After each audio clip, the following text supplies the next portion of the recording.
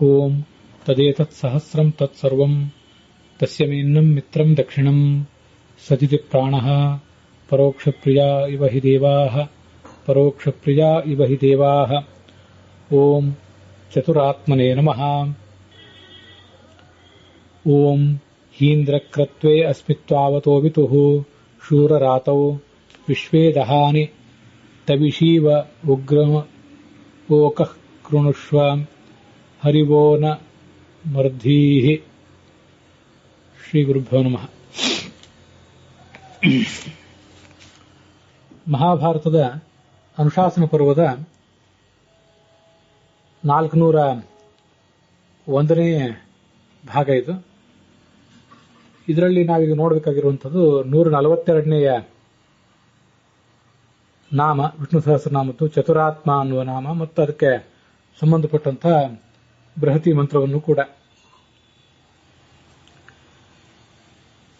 ಈ ಚತುರಾತ್ಮ ಎಂಬ ಶಬ್ದಕ್ಕೆ ಸಾಧಾರಣವಾಗಿ ಏನು ಅರ್ಥಗಳು ಅಂತನ್ನೋದನ್ನ ಈಗ ಒಂದು ಬಾರಿ ಮೊದಲು ಅವಲೋಕಿಸೋಣ.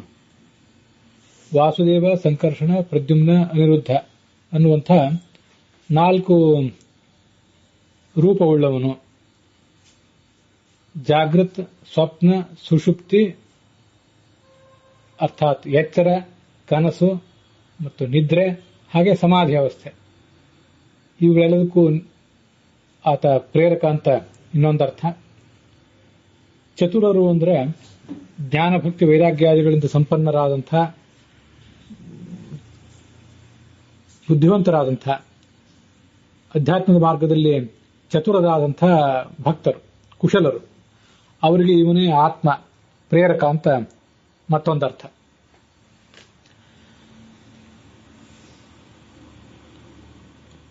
ಆತ್ಮ ಇದು ಚತುರ ಅಂದರೆ ಸ್ವಯಂ ಶೂರನಾದವನು ಅಂತ ಅರ್ಥ. ಸ್ವಯಂ ದೈತ್ಯರನ್ನ ಸದೆ ಬಡಿಯುವಂಥ ಶಕ್ತಿ ಇದ್ದವನು ಚತುರ. ಸೃಷ್ಟಿ ಮೊದಲಾದವುಗಳನ್ನು ಮಾಡುವಂಥ ಚತುರ. ಇವನು ಆತ್ಮನೂ ಹೌದು, ಎಲ್ಲ ಕಡೆ ವ್ಯಾಪ್ತನಾದ ಕಾರಣದಿಂದ, ಮತ್ತೆ ನಮ್ಮೆಲ್ಲರನ್ನ ಪ್ರೇರಿಸುವ ಕಾರಣದಿಂದ. ಹೀಗೆ ಅನೇಕ ಕಾರಣಗಳಿಂದ ಈತ ಆತ್ಮನೂ ಕೂಡ ಆಗಿದ್ದಾನೆ.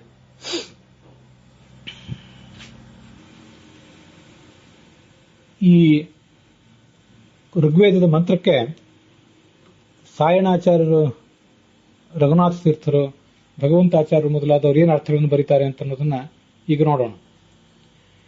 ಹೇ ಇಂದ್ರ, ಭಗವಂತನೇ,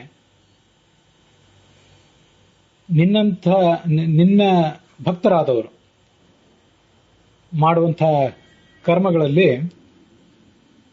ನಾನು ಕೂಡ ಪಾಲ್ಗೊಳ್ತೇನೆ. ತ್ವಾವತಃ ಅಂದರೆ ತ್ವತ್ಸದೃಶಸ್ಯ, ಭಗವಂತನೇ, ಇಂದ್ರನೇ, ನಿನ್ನನ್ನು ಹೋಲುವ ಜನರು, ನಿನ್ನ ಹೋಲಿಕೆ ಉಳ್ಳಂತಹ ಜನರು ಅವರು ಮಾಡುವ ಕರ್ತ್ವ ಅಂದ್ರೆ ಕರ್ಮ, ಅದರಲ್ಲಿ ನಾನು ಕೂಡ ಇದ್ದೇನೆ. ಶೂರನೇ, ಜಗತ್ತಿಗೆ ರಕ್ಷಕನಾದಂಥ ತ್ವಾವತಃ ನಿನಗೆ ಸದೃಶನಾದಂಥ ಒಬ್ಬ ವ್ಯಕ್ತಿ ಏನಿದ್ದಾನೆ, ಅವನು ಮಾಡುವಂತಹ ದಾನ ಮೊದಲಾದ ಕ್ರಿಯೆಗಳಲ್ಲೂ ಕೂಡ ನಾನು ಪಾಲ್ಗೊಳ್ತೇನೆ. ತವಿಷೀವಹ ಅಂದ್ರೆ ಬಲಿಷ್ಠನೇ, ಉಗ್ರ, ಶತ್ರುಗಳಿಗೆ ಭಯಂಕರನಾದವನೇ, ಓಜಸ್ವಿಯಾದವನೇ ಅಂತ ಅರ್ಥ. ವಿಶ್ವೇತಹಾನಿ, ಎಲ್ಲಾ ಜನಗಳಲ್ಲೂ ಕೂಡ ನೀನು ಸ್ಥಾನವನ್ನ ಮಾಡಿಕೊಂಡು ಇರಬೇಕು. ಎಲ್ಲಾ ಕಡೆ ಎಲ್ಲ ಜನಗಳಲ್ಲಿಯೂ ವಾಸ ಮಾಡಿಕೊಂಡಿರ್ಬೇಕು ನೀನು ಅಂತ ಅರ್ಥ. ಹರಿವನ್, ಹರಿ ಅಂದ್ರೆ ಅಶ್ವಗಳು. ಆ ಅಶ್ವಗಳನ್ನು ಏರಿ ಬದರುವ ಇಂದ್ರನೇ. ನ ಮರ್ಧೀಹಿ ಅಸ್ಮಾತ್ ನ ಹಿಂಸ್ಯಾಹ, ನಮಗೆಂದು ಹಿಂಸೆಯನ್ನು ಮಾಡಬೇಡ. ಇದು ಸಾಯಣಾಚಾರ್ಯರು ಬರೆಯುವಂಥ ಅರ್ಥ. ಮುಂದೆ ಭಗವಂತಾಚಾರ್ಯರು ಇದಕ್ಕೇನು ಅರ್ಥ ಬರೀತಾರೆ ಅಂತ ಅನ್ನೋದನ್ನು ನೋಡೋಣ. ಕ್ರತ್ವ ಅಂದ್ರೆ ಕ್ರತು ಯಜ್ಞ, ಸ್ವಾಧ್ಯಾಯ ಪ್ರವಚನ ರೂಪವಾದಂತಹ ಯಜ್ಞ ಅಂತ ಅರ್ಥ. ತ್ವಾವತಃ ಅಂದ್ರೆ ನಿನ್ನ ಜ್ಞಾನಿ, ಭಗವಂತನೇ ನಿನ್ನ ಜ್ಞಾನಿಯಾದವನು, ನಿನ್ನನ್ನು ತಿಳಿದಂಥವನು ಮಾಡುವ ಯಜ್ಞದಲ್ಲಿ ಮತ್ತೆ ಜ್ಞಾನ ಕಾರ್ಯದಲ್ಲಿ ನಾನು ಇದ್ದೇನೆ ಅಂತ ಅರ್ಥ. ನಿನ್ನ ಅಪರೋಕ್ಷ ಜ್ಞಾನವನ್ನು ಪಡೆದಂಥವನು ಯಾವ ಕರ್ಮವನ್ನು ಮಾಡ್ತಾನೆ ಯಾವ ಜ್ಞಾನವನ್ನು ಅವನು ಗಳಿಸಿದ್ದಾನೆ ಅಂಥದನ್ನ ನಾನೂ ಕೂಡ ಗಳಿಸುವಂತಾಗಲಿ ಅಂತ ಅದರ ತಾತ್ಪರ್ಯ. ಹೀಗೆ ತ್ವಾವತಃ ಅಂತನ್ನುವುದಕ್ಕೆ ನಿನ್ನನ್ನು ತಿಳಿದವನು ಅನ್ನುವ ಅರ್ಥವನ್ನ ಭಗವಂತಾಚಾರ್ಯರು ಹೇಳ್ತಾರೆ. ತದ್ವೈ ಜಿಜ್ಞಾಸುಭಿ ಸಾಧ್ಯಂ ಜ್ಞಾನಿನಾಂ ವ್ಯಕ್ತು ಲಕ್ಷಣಂ. ಜ್ಞಾನಿಗಳಾದವರು ಈ ಜಗತ್ತಿನಲ್ಲಿ ಏನು ಮಹಾಕಾರ್ಯಗಳನ್ನ ಮಾಡ್ತಾ ಇರ್ತಾರೆ ಅದನ್ನೇ ಜಿಜ್ಞಾಸುಗಳಾದವರು ಕೂಡ ಮಾಡಬೇಕು. ಹಿರಿಯ ಜ್ಞಾನಿಗಳನ್ನ ತಮ್ಮ ಮಾದರಿಯನ್ನಾಗಿ ಇಟ್ಕೊಂಡು ಅವರು ಜ್ಞಾನ ಭಕ್ತಿ ವೈರಾಗ್ಯ ಇತ್ಯಾದಿಗಳನ್ನು ಹೇಗೆ ಗಳಿಸ್ತಾರೆ ಅದನ್ನೇ ಇವನು ಕೂಡ ಗಳಿಸುವಂತ ಪ್ರಯತ್ನ ಮಾಡಬೇಕು. ಮಹಾತ್ಮರ ಮಾರ್ಗವನ್ನು ಅನುಸರಿಸಬೇಕು ಅಂತ ಅದರ ತಾತ್ಪರ್ಯ. ಋಗ್ವೇದದ ಈ ಮೂಲ ಮಂತ್ರಗಳಿಗೆ ಅರ್ಥವನ್ನು ಬರೆದಂತಹ ಭಗವಂತಾಚಾರ್ಯರು ಆ ನಡುವೆ ಸರ್ವಮೂಲವನ್ನು ನೆನಪು ಮಾಡಿಕೊಳ್ಳುವುದು ತುಂಬಾ ಅದ್ಭುತವಾಗಿದೆ. ತದ್ವೈ ಜಿಜ್ಞಾಸುಭಿ ಸಾಧ್ಯಂ ಜ್ಞಾನಿನಾಂ ವ್ಯಕ್ತು ಲಕ್ಷಣಂ ಅಂತನ್ನುವುದು ಗೀತಾ ಭಾಷ್ಯದ 2ನೇ ಅಧ್ಯಾಯದ 56ನೇ ಶ್ಲೋಕದಲ್ಲಿ ಬಂದಿದೆ. ದುಃಖೇಶು ಅನುದ್ವಿಗ್ನಮನಾಃ ಸುಖೇಶು ವಿಗತಸ್ಪೃಹಃ ವೀತರಾಗ ಭಯಕ್ರೋಧ ಸ್ಥಿತಧೀರ್ ಮುನಿರುಚ್ಯತೆ. ದುಃಖ ಬಂದಾಗ ಮನಸ್ಸಿನಲ್ಲಿ ಉದ್ವೇಗ ತಾಳಬಾರದು, ಸುಖಕ್ಕೆ ಆಸೆ ಪಡಬಾರದು, ರಾಗ ಭಯ ಕ್ರೋಧಗಳನ್ನು ತೊರೆದಿರಬೇಕು, ಅವನಿಗೆ ಮುನಿ ಅಂತ ಹೇಳ್ತಾರೆ ಅಂತ ಅಲ್ಲಿ ಆಚಾರ್ಯರು ಇದನ್ನ ವರ್ಣಿಸ್ತಾರೆ. ಜ್ಞಾನಿಗಳು ಸ್ವಾಭಾವಿಕವಾಗಿ ಇಂಥ ಲಕ್ಷಣಗಳನ್ನೆಲ್ಲ ಪಡೆದಿರ್ತಾರೆ. ಯಾಕೆಂದ್ರೆ ಅವರು ನಾವು ಏರಬೇಕಾದಂತಹ ಎಲ್ಲ ಮೆಟ್ಟಲುಗಳನ್ನು ಏರಿ ಹೋಗಿರ್ತಾರೆ. ಆದರೆ ಸಾಧಕರಾದಂತಹ ನಾವು ನಾವಿನ್ನೂ ಅದನ್ನ ಅನೇಕ ಪ್ರಯತ್ನಗಳ ಮೂಲಕ ಸಾಧಿಸಬೇಕಾಗಿದೆ. ಅದನ್ನೇ ಹೇಳಿದ್ದು ಜ್ಞಾನಿನಾಂ. ಈಗಾಗಲೇ ಜ್ಞಾನದ ಮೆಟ್ಟಲನ್ನು ಏರಿದವರಿಗೆ ಯಾವುದು ಲಕ್ಷಣಂ ಸ್ವಾಭಾವಿಕವಾದ ಲಕ್ಷಣವಾಗಿದೆಯೋ ತತ್ ಜಿಜ್ಞಾಸುಭಿ, ಜಿಜ್ಞಾಸುಗಳಾದಂತಹ ಇನ್ನೂ ಸಾಧನೆ ಮೆಟ್ಟಲುಗಳನ್ನ ಅನೇಕ ಏರಬೇಕಾಗಿರುವಂತಹ ನಮಗೆ ಅದಿನ್ನೂ ಸಾಧ್ಯ ಮಾತ್ರ. ಅನೇಕ ಮೆಟ್ಟಿಲುಗಳನ್ನು ಏರಿ ಸಾಧಿಸಬೇಕಾದಂತಹ ತಲುಪಬೇಕಾದಂತಹ ಗುರಿಯಾಗಿದೆ ಅಂತಿದೆ. ಆದ್ರಿಂದ ಇಲ್ಲಿ ತ್ವಜ್ಞಾನಿನಃ, ನಿನ್ನನ್ನು ಈಗಾಗಲೇ ತಿಳಿದಿರುವಂತಹ ವ್ಯಕ್ತಿ ಏನಿದ್ದಾನೆ ಅವನು ಎಂಥ ಕರ್ಮವನ್ನು ಮಾಡ್ತಾನೆ, ಏನು ಜ್ಞಾನವನ್ನು ಗಳಿಸಿದ್ದಾನೆ ಅದನ್ನು ನಾನೂ ಕೂಡ ಗಳಿಸುವಂತಾಗಲಿ, ನನಗವರು ಮಾದರಿಯಾಗಿರುವಂತಾಗಲಿ ಅಂತ ಅದರ ಅಭಿಪ್ರಾಯ ಆಗಿದೆ. ಹಾಗೆ ಭಗವಂತಾಚಾರ್ಯರು ತುಂಬಾ ಅದ್ಭುತವಾಗಿ ಅದನ್ನ ವರ್ಣನೆ ಮಾಡಿದ್ದಾರೆ. ಅಂಥ ಹಿರಿಯ ಜ್ಞಾನಿಗಳ ವ್ಯಾಖ್ಯಾನಗಳಿಲ್ಲದೆ ಹೋದರೆ ಅನೇಕ ಕಡೆ ಸರ್ವಮೂಲದ ನೆನಪು ನಮಗೆ ಎಲ್ಲ ಕಡೆ ಆಗ್ತದಂತಿಲ್ಲ.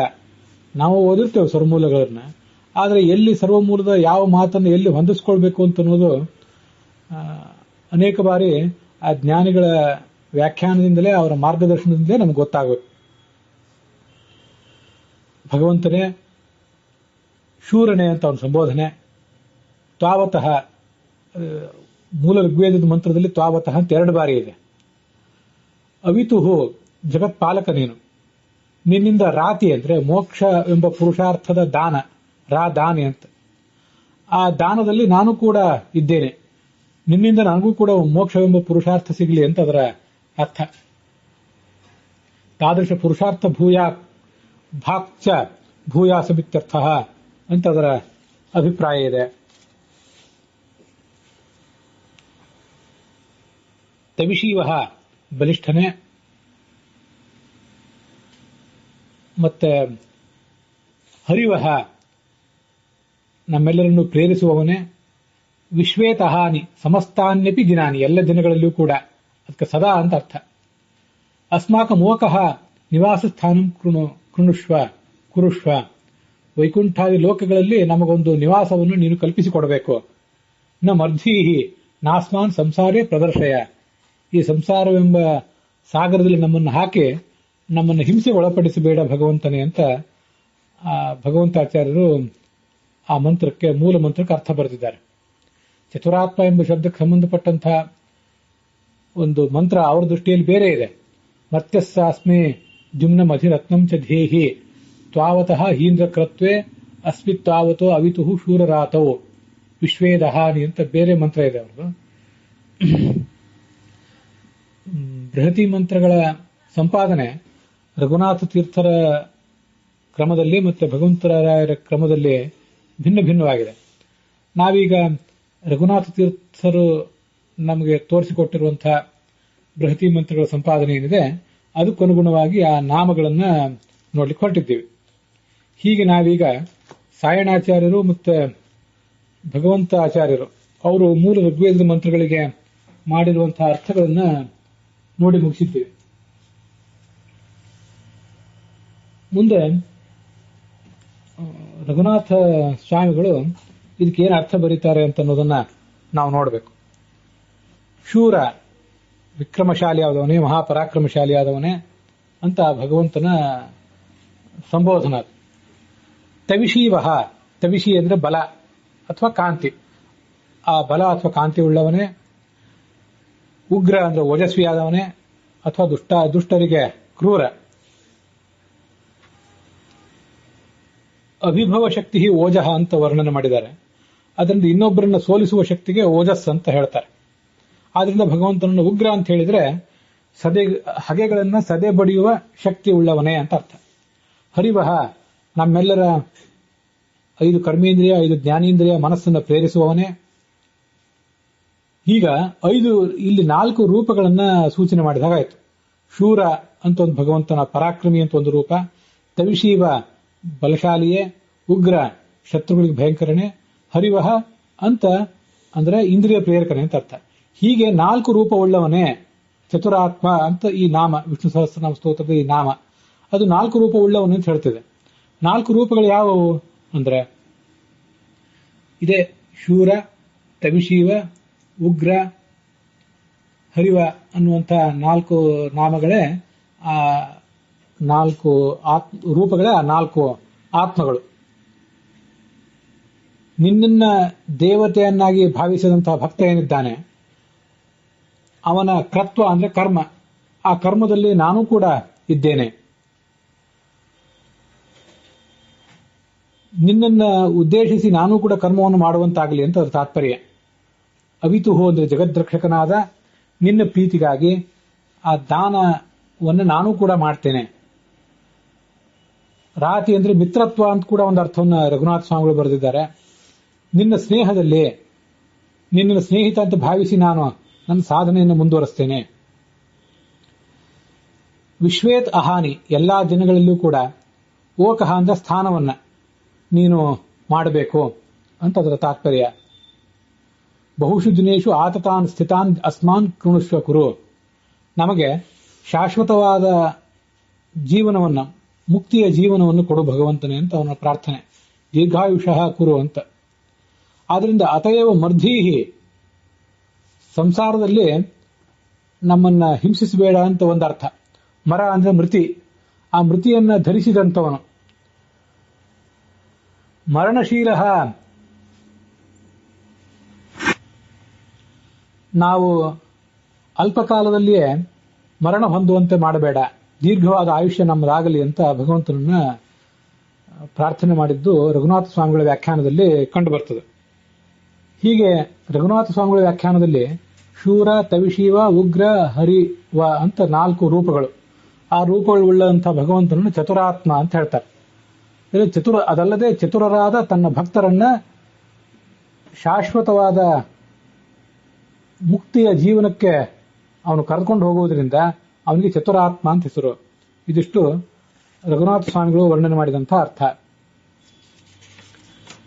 ಇದಕ್ಕೆ ನನ್ನ ಅರ್ಥ ಏನಿದೆ ಅಂತ ಅನ್ನೋದನ್ನು ಮುಂದೆ ನೋಡೋಣ. ಈಗ ಹೇ ಶೂರ, ಶೂರ ಅಂದ್ರೆ ಚತುರನೇ ಅಂತ ಭಗವಂತನ ಸಂಬೋಧನ. ಚತುರಾತ್ಮ, ಚತುರನಾದ ಆತ್ಮ ಅಂತ ಹೀಗಿದೆ. ಭಗವಂತ ಚತುರನೂ ಹೌದು, ಆತ್ಮನೂ ಹೌದು. ಶೂರ ಎಂಬ ಶಬ್ದದಿಂದ, ಈ ಬೃಹತಿ ಮಂತ್ರದಲ್ಲಿರುವಂತಹ ಶೂರ ಎಂಬ ಶಬ್ದ ವಿಷ್ಣು ಸಹಸ್ರನಾಮ ಸ್ತೋತ್ರದ ಆ ಮಂತ್ರದಲ್ಲಿ ಚತುರ ಎಂಬ ಶಬ್ದ ಏನಿದೆ ಅದನ್ನು ವ್ಯಾಖ್ಯಾನ ಮಾಡ್ತಾ ಇದೆ. ಅವೆರಡಕ್ಕೂ ಸಮಾನವಾದ ಅರ್ಥ ಇದೆ. ತವಿಶೀವಹ ಬಲಿಷ್ಠನೇ, ಉಗ್ರ ದುಷ್ಟ ಭಯಂಕರನೇ, ಹರಿವಹ ಇಂದ್ರಿಯ ಪ್ರವರ್ತಕನೇ, ಇಂದ್ರನೇ ಭಗವಂತನೇ, ತ್ವಾವತಃ ನಿನ್ನ ಭಕ್ತ, ಅವನ ಕರ್ತ್ವ ಅಂದ್ರೆ ಕ್ರತವೇ, ಕರ್ಮಣೆ ಅಸ್ಮಿ, ನಿನ್ನ ಭಕ್ತರು ಮಾಡುವಂತಹ ಯಜ್ಞದಲ್ಲಿ ನಾನು ಕೂಡ ಇದ್ದೇನೆ, ಅದಕ್ಕಾಗಿ ನಾನಿದ್ದೇನೆ. ಅದು ತುಂಬಾ ಸುಂದರವಾದಂತಹ ಒಂದು ಅನುಸಂಧಾನ. ನಿನ್ನ ಭಕ್ತರಾದವರು, ನಿನ್ನ ಜ್ಞಾನಿಗಳಾದವರು, ಈಗಾಗಲೇ ನಾವು ಅದನ್ನು ಭಗವಂತಾಚಾರ್ಯ ವ್ಯಾಖ್ಯಾನದಲ್ಲಿ ನೋಡಿದ್ವಿ. ನಮ್ಮಂಥವರಿಗೆ ಏನು ಭಕ್ತಿ ಇದೆ, ಏನು ಜ್ಞಾನ ಇದೆ, ಭಗವಂತನ ಕುರಿತಾದಂತಹ ದ್ರವ್ಯ ಯಜ್ಞವನ್ನಾಗಲಿ ಜ್ಞಾನ ಯಜ್ಞವನ್ನಾಗಲಿ ನಾವೇನು ಮಾಡಿಯೇವು. ಆದ್ದರಿಂದ ಭಗವಂತನೇ, ನಿನ್ನಲ್ಲಿ ಜ್ಞಾನ ಭಕ್ತಿಯನ್ನು ಪಡೆದಂತಹ ಮಹಾಸಾಧಕರೇನಿದ್ದಾರೆ ಅವರು ಅನೇಕ ಕರ್ಮಗಳನ್ನು ಮಾಡ್ತಾ ಇರ್ತಾರೆ ತಮ್ಮ ಜೀವಮಾನದಲ್ಲಿ. ನಮ್ಮ ಕಾಲದಲ್ಲೇ ಅವ್ರು ಇರಬಹುದು, ಹಿಂದೆ ಆಗಿ ಹೋದವರು ಇರಬಹುದು. ಅವರು ತಮ್ಮ ಜೀವನದಲ್ಲಿ ಅನೇಕ ಮಹಾಕಾರ್ಯಗಳನ್ನು ಮಾಡಿರ್ತಾರೆ. ಅವರ ಒಟ್ಟಾರೆ ಒಂದು ಜೀವನವೇ ಪುರುಷೋಭಾವ ಯಜ್ಞ ಅಂತ ಹೇಳಿದಂತೆ ಅದೊಂದು ಜೀವನ ಯಜ್ಞ. ಅವರು ಮಾಡುವಂತಹ ಆ ಮಹಾಯಜ್ಞದಲ್ಲಿ ನನ್ನದು ಒಂದು ಸಣ್ಣ ಪಾಲು ಇರಲಿ,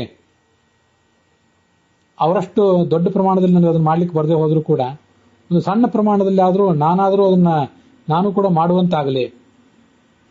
ಅವಿತುಹು ಅಂದ್ರೆ ಜಗದ್ರಕ್ಷಕನಾದ ನಿನ್ನ ರಾತಿ ಅಂದ್ರೆ ದಾನ, ನಿನ್ನ ಕುರಿತಾದಂತಹ ದಾನ, ನಿನ್ನ ಪ್ರೀತಿಗಾಗಿ ಮಾಡುವಂತಹ ದಾನದಲ್ಲಿ ಆ ಹಿರಿಯರಾದಂತಹ ಜ್ಞಾನಿಗಳೆಲ್ಲ ತೊಡಗ್ತಾರೆ, ನಾನು ಅದರಲ್ಲಿ ತೊಡಗ್ತೇನೆ.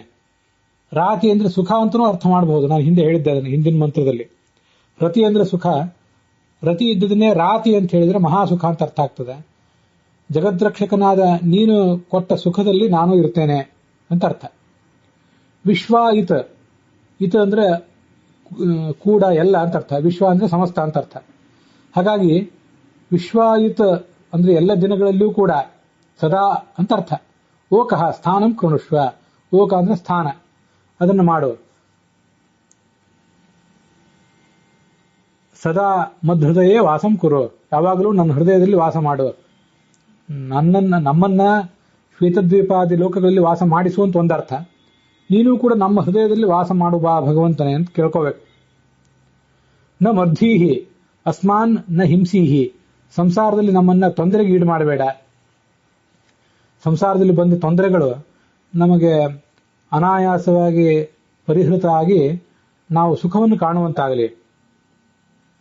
ಈ ಆತ್ಮ ಶಬ್ದಕ್ಕೆ ಏನರ್ಥ, ಮತ್ತೆ ಈ ಬೃಹತಿ ಮಂತ್ರಕ್ಕೂ ಅದಕ್ಕೆ ಏನು ಸಂಬಂಧ ಅಂತ ಅನ್ನೋದನ್ನ ಈಗ ನೋಡೋಣ. ಸದಾ ಸರ್ವತ್ರ ಭವಸಿ, ನೀನು ಯಾವಾಗಲೂ ಎಲ್ಲ ಕಡೆ ಇದ್ದಿ ಅಂತ ಅರ್ಥ. ಇದು ಆತ್ಮ ಶಬ್ದಕ್ಕೆ ಅರ್ಥ ಇದೆ. ಮಹಾಭಾರತದಲ್ಲೇ ಒಂದು ಶ್ಲೋಕನೇ ಇದೆ, ಆಚಾರ್ಯರು ಗೀತಾ ಭಾಷ್ಯದಲ್ಲಿ ಅದನ್ನು ಉದ್ಧರಿಸಿದ್ದಾರೆ. ಯಚ್ಚಾಪ್ನೋತಿ ಯದಾದತ್ತೆ ಯಚ್ಚಾತ್ತಿ ವಿಷಯಾನಿಹ ಯಚ್ಚಾಸ್ಯ ಸಂತತೋಭಾವ ತಸ್ಮಾದಾತ್ಮೀತಿ ಭಣ್ಯತೆ ಅಂತ. ಎಲ್ಲ ಕಡೆ ವ್ಯಾಪಿಸಿದ್ದಾನೆ, ಎಲ್ಲ ಸ್ಥಳಗಳಲ್ಲಿ ಎಲ್ಲವನ್ನು ಸ್ವೀಕಾರ ಮಾಡ್ತಾನೆ. ಪ್ರಳಯ ಕಾಲದಲ್ಲಿ ಎಲ್ಲವನ್ನು ತಿನ್ನುತ್ತಾನೆ. ಇದಾದತ್ತೆ ಅಂದ್ರೆ ನಾವು ಕೊಟ್ಟ ಭೋಗಗಳನ್ನು ಸ್ವೀಕಾರ ಮಾಡ್ತಾನೆ. ಹೆಚ್ಚ ಹತ್ತಿ ಒಂದು ಭೋಗಗಳನ್ನು ಸ್ವೀಕಾರ ಮಾಡುವುದು, ನಮ್ಮೆಲ್ಲರನ್ನೂ ಇವರು ನನ್ನ ಭಕ್ತರು ಅಂತ ಸ್ವೀಕಾರ ಮಾಡುವುದು ಇನ್ನೊಂದು ಅರ್ಥ.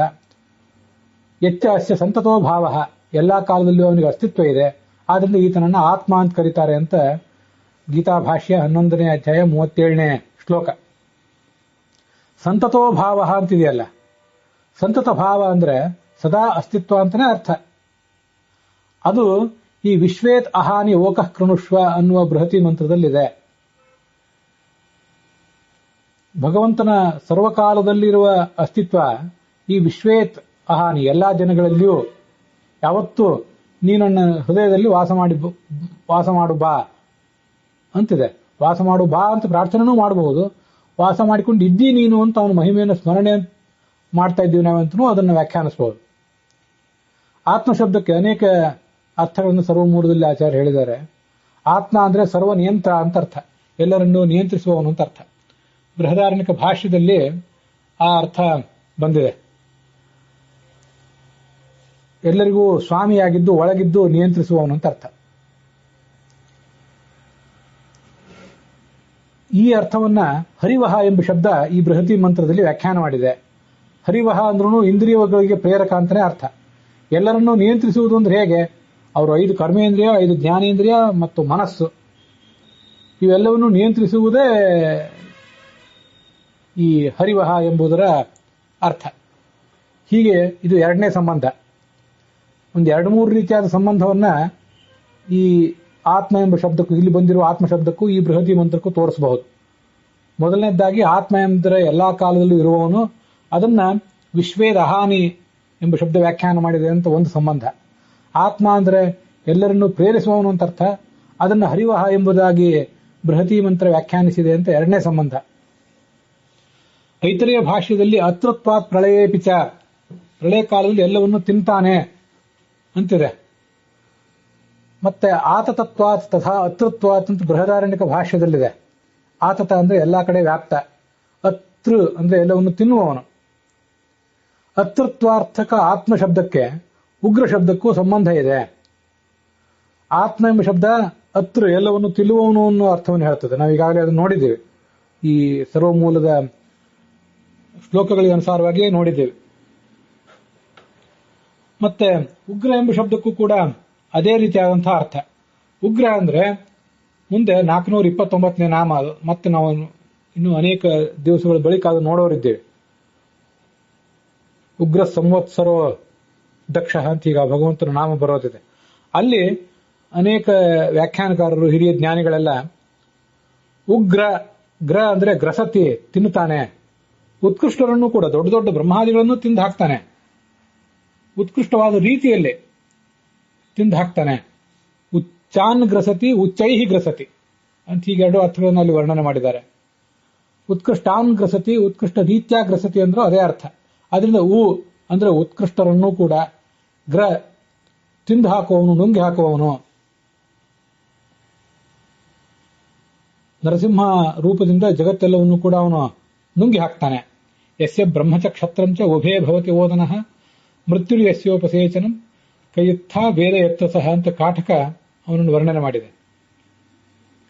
ಪ್ರಳಯ ಕಾಲದಲ್ಲಿ ಭೋಜನ ಮಾಡಲಿಕ್ಕೆ ಕೂತಂತಹ ಭಗವಂತನಿಗೆ ಬ್ರಾಹ್ಮಣ ವರ್ಣದ ಅಭಿಮಾನಿಯಾದ ಚತುರ್ಮುಖ ಬ್ರಹ್ಮ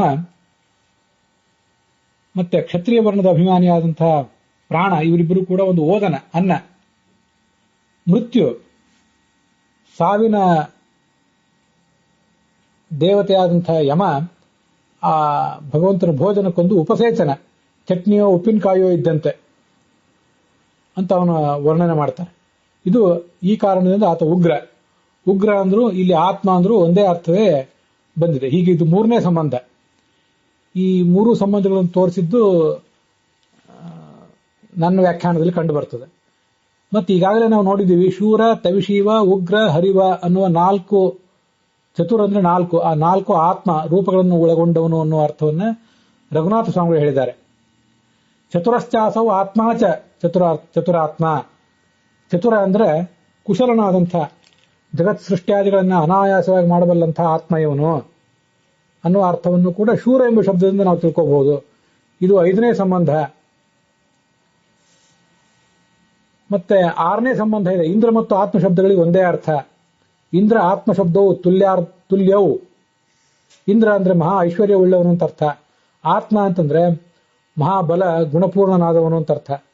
ಗುಣಪೂರ್ಣತ್ವವೇ ಐಶ್ವರ್ಯ ಅಂತೀವಿ ತಿಳ್ಕೊಂಡ್ರೆ ಇಂದ್ರ ಮತ್ತು ಆತ್ಮ ಶಬ್ದಕ್ಕೆ ಸಮಾನ ಅರ್ಥಗಳಿವೆ.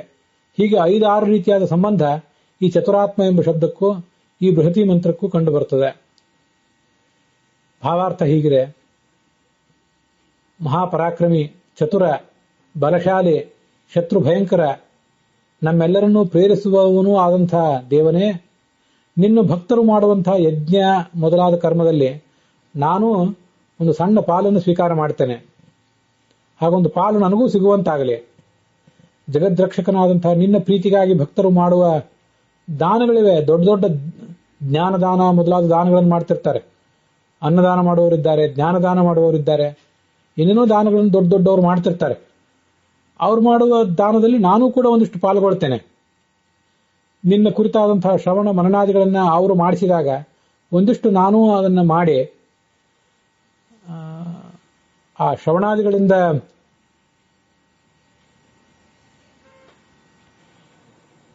ಶ್ರವಣಾದಿಗಳಿಂದ ದೊರೆಯುವಂತಹ ಆನಂದದಲ್ಲಿ ನಾನು ಮಗ್ನನಾಗಿರ್ತೇನೆ. ನೀನು ಎಂದೆಂದಿಗೂ ಎಲ್ಲೆಲ್ಲೂ ನೆಲೆ ಮಾಡಿಕೊಂಡಿದ್ದಿ ಭಗವಂತನೇ. ಸದಾ ಎನ್ನ ಹೃದಯದಲ್ಲಿಯೂ ಕೂಡ ವಾಸ ಮಾಡುವ ಶ್ರೀಹರಿಯೇ ಅಂತ ಅವನು ಪ್ರಾರ್ಥನೆ ಮಾಡಬೇಕು. ನಮ್ಮನ್ನೆಂದೂ ಈ ಸಂಸಾರದಲ್ಲಿ ಬಾಧೆಗೀಡು ಮಾಡಬೇಡ. ಇದು ಒಟ್ಟಾರೆ ಅದರ ಭಾವಾರ್ಥ. ಚತುರಾತ್ಮ ಎಂಬ ಶಬ್ದಕ್ಕೆ ಮತ್ತೇನು ಅರ್ಥ ಆಗ್ತದೆ ಅಂತ ಅನ್ನೋದನ್ನ ಈಗ ನೋಡೋಣ. ವಾಸುದೇವ, ಸಂಕರ್ಷಣ, ಪ್ರದ್ಯುಮ್ನ, ಅನಿರುದ್ಧ ಅನ್ನುವಂಥ 4 ರೂಪಗಳುಳ್ಳವನೇ ಅಂತ ಭಗವಂತನ ಪ್ರಾರ್ಥನೆ. ಪ್ರಳಯ ಕಾಲದಲ್ಲಿ ನಾರಾಯಣ ಅಂತ ಒಂದೇ ರೂಪದಿಂದ ಇದ್ದ. ಸೃಷ್ಟಿ ಪ್ರಾರಂಭ ಆದಾಗ ತನ್ನ ಭಕ್ತರಿಗೆ ಮೋಕ್ಷವನ್ನು ಕೊಡುವಂತಹ ವಾಸುದೇವ ರೂಪವನ್ನು ತಾಳಿದ. ಸಂಹಾರಕ್ಕಾಗಿ ಸಂಕರ್ಷಣ ರೂಪವನ್ನ, ಸೃಷ್ಟಿಗಾಗಿ ಪ್ರದ್ಯುಮ್ನ ರೂಪವನ್ನ, ಸ್ಥಿತ್ಯೈ ಪುನಸ್ಸ ಭಗವಾನ್ ಅನಿರುದ್ಧ ನಾಮ, ಸ್ಥಿತಿಗಾಗಿ ಅನಿರುದ್ಧ ಎಂಬ ರೂಪವನ್ನು ಅವನು ತಾಳಿದ. ಈ 4 ರೂಪಗಳು ಕೂಡ ಆತನ ಸ್ವರೂಪಗಳೇ ಆಗಿವೆ. ಹೀಗೆ ಅವನು ಚತುರಾತ್ಮ. ಅವನು ಚತುರಾತ್ಮನಾದಾಗ ಲಕ್ಷ್ಮೀದೇವಿಯು ಕೂಡ ವಾಸುದೇವನಿಗೆ ಮಾಯಾ ಎಂಬುದಾಗಿ, ಪ್ರದ್ಯುಮ್ನಿಗೆ ಕೃತಿ ಎಂಬುದಾಗಿ, ಅನಿರುದ್ಧನಿಗೆ ಶಾಂತಿ ಎಂಬುದಾಗಿ, ಮತ್ತೆ ಸಂಕರ್ಷಣನಿಗೆ ಜಯ ಎಂಬ ರೂಪದಿಂದ ಆತನ ಜೊತೆಗಾತಿ ಆದಳು. ಅವಳನ್ನು ಕೂಡ ಆ ಚತುರಾತ್ಮ ಎಂಬ ಶಬ್ದವನ್ನು ನಾವು ಆ ಶಬ್ದದಿಂದ ಭಗವಂತನನ್ನು ಸ್ತುತಿಸುವಾಗ ಅವಳ ಆ 4 ರೂಪಗಳನ್ನು ಕೂಡ ನೆನಪು ಮಾಡ್ಕೊಳ್ಬೇಕು. ವಿಶ್ವ, ತೈಜಸ, ಪ್ರಾಜ್ಞ, ತುರಿಯ ಅನ್ನುವಂಥ 4 ರೂಪಗಳುಳ್ಳವನು ಹೌದು. ಈ ರೂಪದಿಂದ ಪ್ರಾಣಿಗಳ ಶರೀರದಲ್ಲಿದ್ದಾನೆ. ಎಲ್ಲ ಜೀವಿಗಳ ಜಾಗೃತ ಅವಸ್ಥೆಗಾಗಿ ವಿಶ್ವರೂಪದಿಂದಿದ್ದಾನೆ. ಸ್ವಪ್ನಾವಸ್ಥೆಗೆ ತೈಜಸ್ ರೂಪದಿಂದ, ಸುಷುಪ್ತಿ ಅಥವಾ ನಿದ್ರೆಗೆ ಪ್ರಾಜ್ಞ ರೂಪದಿಂದ, ಮೋಕ್ಷಾವಸ್ಥೆಗೆ ತುರಿಯ ರೂಪದಿಂದ ಅವನು ನಿಯಾಮಕನಾಗಿದ್ದಾನೆ. ಪರಮಾತ್ಮ ಚತುರೂಪ ಸರ್ವ ಪ್ರಾಣಿ ಶರೀರಿಗಃ ವಿಶ್ವಶ್ಚ ತೈಜಸ ಪ್ರಾಜ್ಞ ತುರೀಯಶ್ಚೇತಿ ಕಥ್ಯತೆ ಅಂತ ಮಾರ್ಕಂಡೇಯ ಪುರಾಣದ ಮಾತಿದೆ. ಅದು ಮಾಂಡೂಕೋಪನಿಷತ್ತಿನ ಭಾಷ್ಯದಲ್ಲಿ ಉದ್ಧೃತ ಆಗಿದೆ.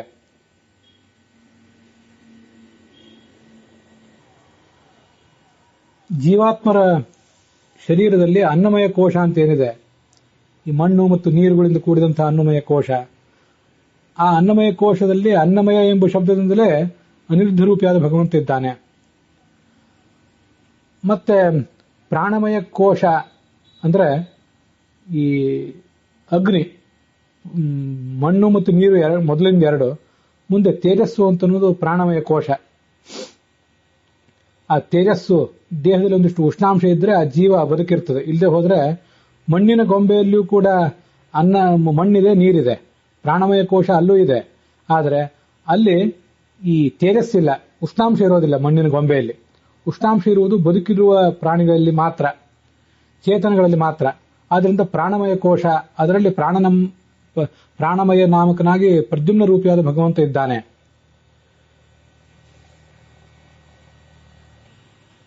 ಮುಂದೆ ಮನೋಮಯ ಅಂತ, ಮನೋಮಯ ಅಂದರೆ ಸಂಕರ್ಷಣ. ಆ ಸಂಕರ್ಷಣ ರೂಪನಾದ ಭಗವಂತ ಆ ಮನೋಮಯ ಕೋಶದಲ್ಲಿದ್ದಾನೆ.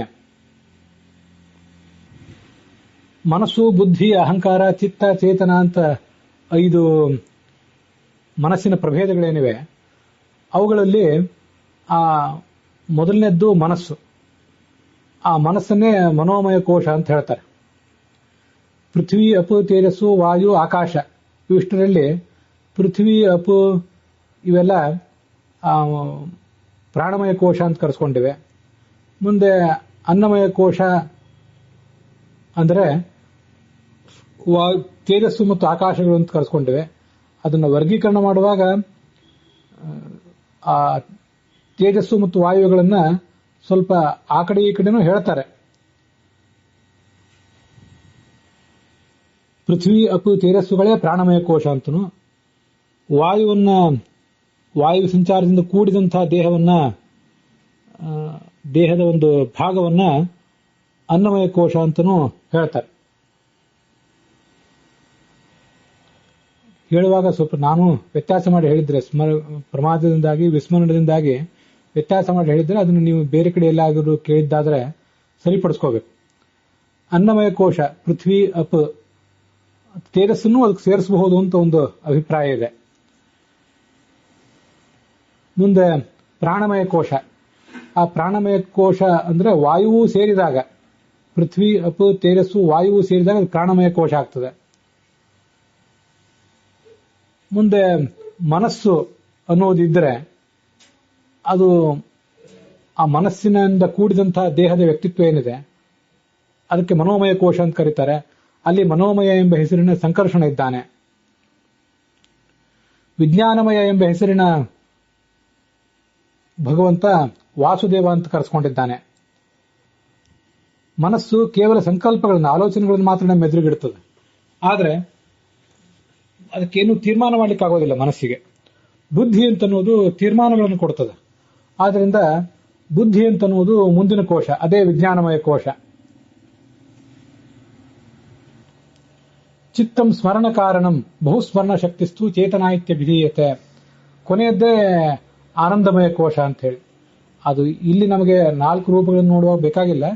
ಆದರೂ ಶಾಸ್ತ್ರದಲ್ಲಿ ಬಂದಿರೋದನ್ನ ಸುಮ್ಮನೆ ಈಗ ನೆನಪು ಮಾಡಿಕೊಂಡೆ ಅಷ್ಟೇ. ಅಲ್ಪಕಾಲದ ಸ್ಮರಣೆಯನ್ನು ಒದಗಿಸುವ ಈ ಮನಸ್ಸಿನ ಭಾಗಕ್ಕೆ ಚಿತ್ತ ಅಂತಾರೆ. ದೀರ್ಘಕಾಲದ ಜನ್ಮಾಂತರದ ಸ್ಮರಣೆಗಳನ್ನು ಒದಗಿಸುವ ಮನಸ್ಸಿನ ಭಾಗಕ್ಕೆ ಚೇತನ ಅಂತ ಹೇಳ್ತಾರೆ. ಇದೆಲ್ಲ ಭಾಗವತ ತಾತ್ಪರ್ಯದಲ್ಲಿ ಬಂದಿದೆ. ಹೀಗೆ ಅನ್ನಮಯ, ಪ್ರಾಣಮಯ, ಮನೋಮಯ, ವಿಜ್ಞಾನಮಯ ಅನ್ನುವಂಥ 4 ರೂಪಗಳಿಂದ 4 ಕೋಶಗಳಲ್ಲಿ ಅವನಿದ್ದಾನೆ. ಇದು ಅನ್ನಮಯ, ಪ್ರಾಣಮಯ ಮೊದಲಾದ ದೇಹಗಳ ಬಗ್ಗೆ ಒಂದು ಸ್ಥೂಲವಾದ ದೃಷ್ಟಿಕೋನ. ಅದರಲ್ಲಿ ಆ ರೂಪಗಳ ನಡುವಿನ ಸಂಬಂಧದ ಬಗ್ಗೆ ತೈತರಿಯ ಉಪನಿಷತ್ನಲ್ಲಿ ಇನ್ನೂ ಹೆಚ್ಚಿನ ಅನುಸಂಧಾನ ಇದೆ. ಅದೇನು ನಮಗೆ ಈಗ ಬೇಕಾಗಿಲ್ಲ. ಆದರೂ ಇಷ್ಟೊಂದು ಸ್ಥೂಲವಾದ ಆಲೋಚನೆ ಅಷ್ಟೆ. ಎಲ್ಲರ ಶರೀರಗಳಲ್ಲಿ ಅನ್ನಮಯ, ಪ್ರಾಣಮಯ, ಮನೋಮಯ ಹಾಗೂ ವಿಜ್ಞಾನಮಯ ಅನ್ನುವಂಥ 5 ರೂಪಗಳುಳ್ಳವನು. ಇದೊಂದು ಸ್ಥೂಲವಾದ ದೃಷ್ಟಿಕೋನ. ಮುಂದೆ ಚತುರಃ, ಆತ್ಮ ಎಂಬ ಶಬ್ದಕ್ಕೆ ದೇಹ ಅಂತನೂ ಅರ್ಥ ಇದೆ.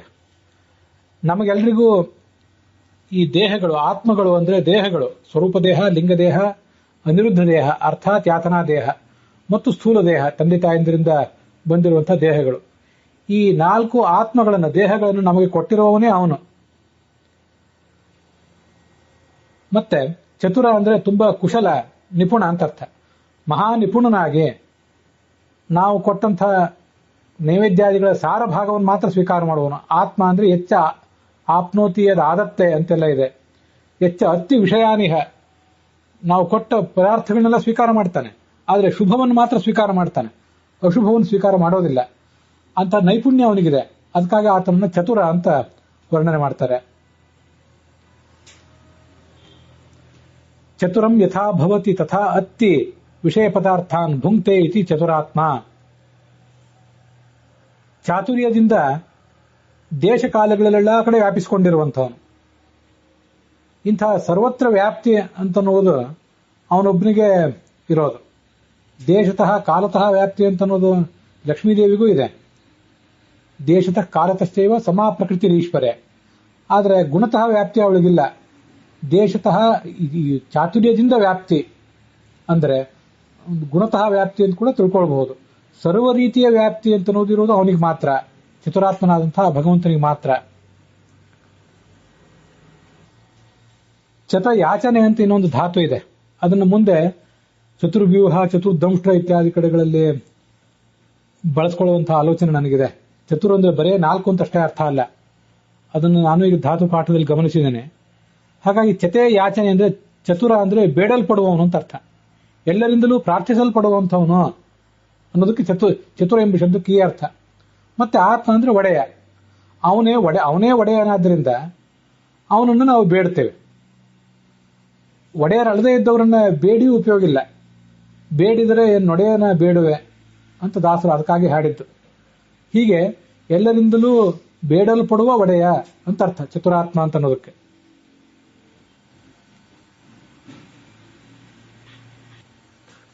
ಆತ್ಮ ಅಂದ್ರೆ ಆ ಭಗವಂತನ ಸ್ವರೂಪಗಳು, ಲಕ್ಷಣಗಳು ಅಂತಲೂ ಕೂಡ ಅರ್ಥ ಆಗ್ತದೆ. ಭಗವಂತನ 4 ಗುಣಗಳನ್ನಾದರೂ ಉಪಾಸನೆ ಮಾಡಬೇಕು ಅಂತ ಹೇಳ್ತಿರ್ತಾರೆ. ಸಚ್ಚಿದಾನಂದ ಆತ್ಮೇತಿ ಮಾನುಷೈಹಿ. ಮನುಷ್ಯರಾದವರು ಸತ್, ಚಿತ್, ಆನಂದ, ಆತ್ಮ ಎಂಬುದಾಗಿ ಭಗವಂತನ 4 ಗುಣಗಳನ್ನಾದರೂ ಉಪಾಸನೆ ಮಾಡಬೇಕು ಅಂತ ಹೇಳ್ತಾರೆ. ಆತ್ಮ ಅಂದ್ರೆ ನಮಗೆ ಸ್ವಾಮಿ ಅಂತ ಅರ್ಥ. ಆನಂದ ಅಂದ್ರೆ ಆನಂದ ಸ್ವರೂಪ ಅಂತ ಅರ್ಥ.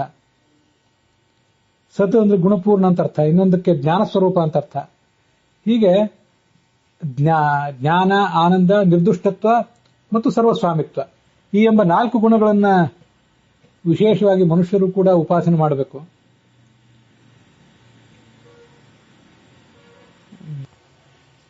ಗುಣೈ ಸರ್ವೈರುಪಾಸ್ಯೋಸು ಬ್ರಹ್ಮಣ ಪರಮೇಶ್ವರ ಅನ್ಯೈ ಯಥಾಕ್ರಮಂ ಚೈವ ಮಾನುಷೈ ಕೈಶ್ಚಿದೇವತು ಅಂತ ಬ್ರಹ್ಮಸೂತ್ರ ಭಾಷ್ಯ ಹೇಳಿದೆ. ಎಲ್ಲಾ ಗುಣಗಳಿಂದಲೂ ಭಗವಂತನನ್ನು ಉಪಾಸಿಸುವವನು ಚತುರ್ಮುಖ ಬ್ರಹ್ಮ. ಉಳಿದ ದೇವತೆಗಳು ಇನ್ನೂ ಕಡಿಮೆ ಗುಣಗಳಿಂದ ಉಪಾಸಿಸ್ತಾರೆ. ಮನುಷ್ಯರಾದವರು ಕೆಲವೇ ಗುಣಗಳಿಂದ ಅವನನ್ನು ಉಪಾಸಿಸ್ತಾರೆ ಅಂತಿದೆ. ಅದೇ ಈ ಆನಂದ ಸ್ವರೂಪ, ಜ್ಞಾನ ಸ್ವರೂಪ, ನಿರ್ದುಷ್ಟತ್ವ ಮತ್ತು ಸರ್ವಸ್ವಾಮಿತ್ವ ಅನ್ನುವ 4 ಗುಣಗಳು. ಇವುಗಳ ಉಪಾಸನೆ ನಮಗೆ ಹೀಗೆ ಕಂಡು ಬರ್ತದೆ. ಅದಕ್ಕಾಗಿ ಆತ್ಮ ಅಂದ್ರೆ ಸ್ವರೂಪಗಳು, ಲಕ್ಷಣಗಳು ಅಂತ ಅರ್ಥ. 4 ಲಕ್ಷಣಗಳಿಂದ ನಮಗೆಲ್ರಿಗೂ ಆತ ಗೋಚರನಾಗುವವನು ಅಂತ ಅರ್ಥ ಆಗ್ತದೆ. ಇದು ಚತುರಾತ್ಮ ಎಂಬ ಶಬ್ದಕ್ಕೊಂದು ಅರ್ಥ. ಚತುರಾತ್ಮ ಎಂಬ ಶಬ್ದ ಈಗ ನಾವು ನೋಡ್ತಿರೋದು ಒಂದು ಬಂದಿದೆ 142ನೇ ನಾಮವಾಗಿ. ಇದಲ್ಲದೆ ಮುಂದೆ 782ನೇ ನಾಮವಾಗಿ ಮತ್ತೊಂದು ಕಡೆ ಬರೋದಿದೆ. ಆಗ ಮತ್ತು ಹೆಚ್ಚಿನ ಅರ್ಥಗಳನ್ನ ನಾವು ಗಮನಿಸಬಹುದು. ಹೀಗಿದು ಅನೇಕ ನಾಮಗಳ ವಿಶ್ಲೇಷಣೆ ಆಯಿತು. ಮುಂದೆ ಬೇರೆ ವ್ಯಾಖ್ಯಾನಕಾರರು ಮಾಡಿರುವ ಅರ್ಥಗಳನ್ನು ನೋಡೋಣ. ಲಕ್ಷಾಲಂಕಾರ ಚತುರಾತ್ಮ ಎಂಬ ಶಬ್ದಕ್ಕೆ ಅರ್ಥಗಳನ್ನೇನು ಹೇಳಿಲ್ಲ. ಶಾಂಕರ ಭಾಷ್ಯದಲ್ಲಿ ಪರಾಶರ ಭಟ್ಟರ ವ್ಯಾಖ್ಯಾನದಲ್ಲಿ ಏನಿದೆ ಅಂತ ಅನ್ನೋದನ್ನ ಈಗ ನೋಡೋಣ. 4 ಮೂರ್ತಿಗಳುಳ್ಳವನು ಅಂತ ಶಂಕರಾಚಾರ್ಯರು ಕೂಡ ಹೇಳ್ತಾರೆ. ಸೃಷ್ಟಿ, ಉತ್ಪತ್ತಿ ಮೊದಲಾದ ಕಾರ್ಯಗಳಿಗೋಸ್ಕರ ಬೇರೆ ಬೇರೆ ರೂಪಗಳನ್ನು ತಾಳುವವನು. ಬ್ರಹ್ಮ ಒಂದು ರೂಪ, ಬ್ರಹ್ಮನಲ್ಲಿರುವ ರೂಪ ಒಂದು, ದಕ್ಷ ಮೊದಲಾದ ಪ್ರಜಾಪತಿಗಳಲ್ಲಿರುವ ರೂಪ ಒಂದು, ಮತ್ತು ಕಾಲದಲ್ಲಿರುವ ಭಗವಂತನ ರೂಪ ಒಂದು, ಎಲ್ಲಾ ಜೀವರು ಅವರಲ್ಲಿರುವಂತಹ ಭಗವಂತನ ರೂಪ ಒಂದು. ಈ 4 ಬ್ರಹ್ಮ, ದಕ್ಷಾದಿ ಪ್ರಜಾಪತಿಗಳು, ಕಾಲ ಮತ್ತೆ ಅಖಿಲ ಜೀವರು, ಈ 4 ಕೂಡ ಭಗವಂತನಿಗೆ ಸೃಷ್ಟಿ ಕಾರ್ಯದಲ್ಲಿ ವಿಗ್ರಹವಾಗಿ, ಅವನಿಗೊಂದು ಪ್ರತೀಕವಾಗಿ ಕಾರ್ಯ ಮಾಡ್ತಾರೆ ಅಂತ ಶಾಂಕರ ಭಾಷ್ಯದಲ್ಲಿ ವರ್ಣನೆ ಮಾಡ್ತಾರೆ.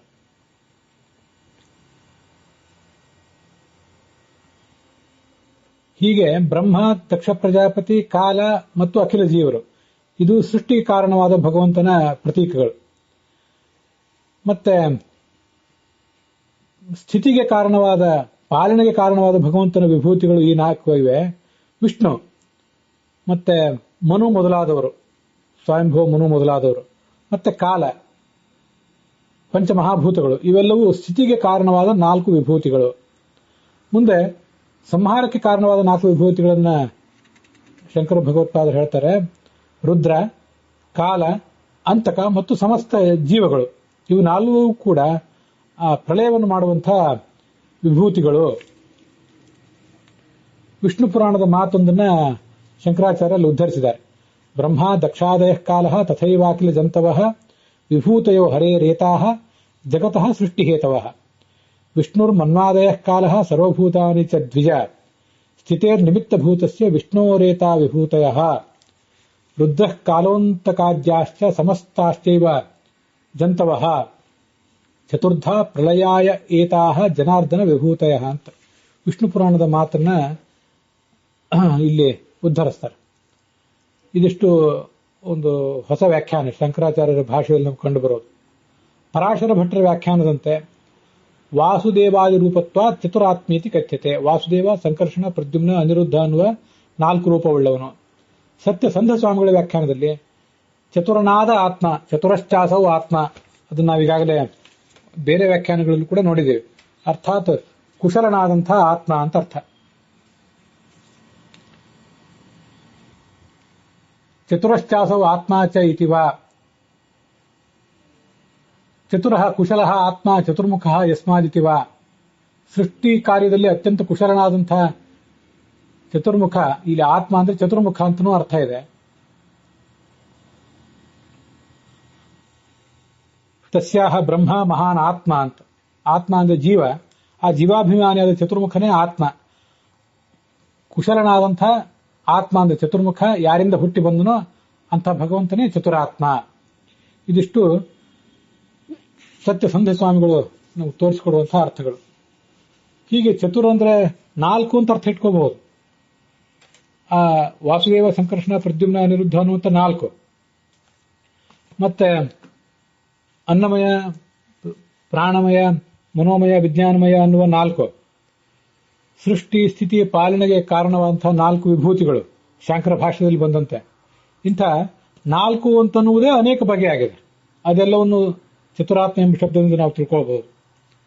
ಅದಲ್ಲದೆ ಚತುರ ಅಂದ್ರೆ ಅತ್ಯಂತ ಕುಶಲ ಅನ್ನುವ ಅರ್ಥವನ್ನು ಕೂಡ ತಿಳ್ಕೊಳ್ಬಹುದು. ಆತ್ಮ ಅಂದ್ರೆ ಆ ಭಗವಂತ ನಮ್ಮನ್ನ, ನೀವೆಲ್ಲರೂ ಭಕ್ತರಾದವರು ನಮ್ಮವರು ಅಂತ ಅತ್ಯಂತ ಪ್ರೀತಿಯಿಂದ ನಮ್ಮನ್ನು ಅವನು ಸ್ವೀಕಾರ ಮಾಡ್ತಾನೆ. ಆದ್ರಿಂದ ಅವನನ್ನು ಆತ್ಮ ಅಂತ ಕರೀತಾರೆ. ಸ್ವೀಕಾರ ಮಾಡ್ತಾನೆ, ನಮ್ಮನ್ನ ಆತ ನಿಯಂತ್ರಿಸ್ತಾನೆ. ಈ ಎಲ್ಲ ಅರ್ಥಗಳನ್ನ ಆ ಶಾಸ್ತ್ರ ವರ್ಣನೆ ಮಾಡಿದೆ. ಅವರು ಉಗ್ರ, ಎಲ್ಲವನ್ನೂ ಸಂಸಾರದಲ್ಲಿ ಎಲ್ಲ ಜೀವನನ್ನು ಹಾಕಿ ಸದೆ ಬಡಿತಾನೆ, ಅನೇಕ ಕಷ್ಟಗಳನ್ನು ಕೊಡ್ತಾನೆ. ಆದರೂ ಹಿಂಸಿಸಬೇಡ ಭಗವಂತನೇ ಅಂತ ಅವನು ಪ್ರಾರ್ಥನೆ ಮಾಡಿದಾಗ ಆ ಸಂಸಾರದಲ್ಲಿ ನಾವು ಅನುಭವಿಸಿದ ಭಾವನೆಗಳೆಲ್ಲ ಮುಂದೆ ಮುಕ್ತಿಯಲ್ಲಿ ಮಹಾ ಸುಖಕ್ಕೆ ಕಾರಣ ಆಗ್ತವೆ. ಅದಕ್ಕಾಗಿ ಭಗವಂತನನ್ನ ನಮ್ಮ ಹೃದಯದಲ್ಲಿ ಯಾವಾಗಲೂ ಇರುಬಾ ಅಂತ ಪ್ರಾರ್ಥನೆ ಮಾಡಬೇಕು. ಇಂಥ ಎಲ್ಲ ಅನೇಕ ಪ್ರಾರ್ಥನೆಗಳನ್ನು ಒಳಗೊಂಡಂಥ ಒಂದು ವಿಶಿಷ್ಟವಾದ ನಾಮ ಇದು. ಮತ್ತೆ ಅದಕ್ಕೆ ಸಂಬಂಧಪಟ್ಟಂಥ ಬೃಹತಿ ಮಂತ್ರವೂ ಕೂಡ. ಅದರ ಶ್ರವಣ ಇಲ್ಲಿಗೆ ಸಮಾಪ್ತ ಆಗಿದೆ.